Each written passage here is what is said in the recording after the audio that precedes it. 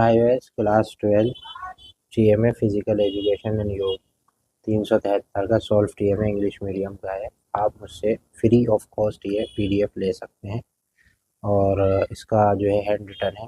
Question first है, prepare a list of qualities that you adopt to because on ideal physical education teacher.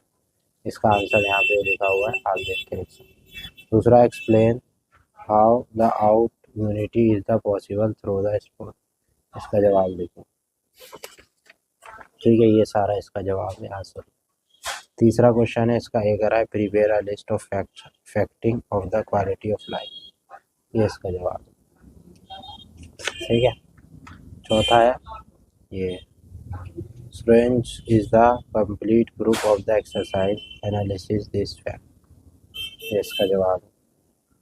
ठीक है, ये पूरा इसका जवाब। पांचवा है, ठीक है, पांचवा सवाल है और इसका ये जवाब।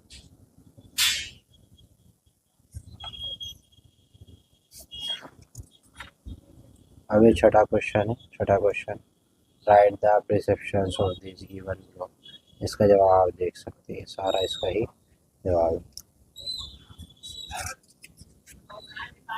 ठीक है, ये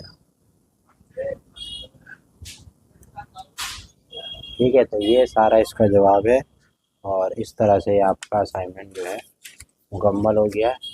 वीडियो पसंद आए तो लाइक शेयर सब्सक्राइब करें, जुड़े रहें।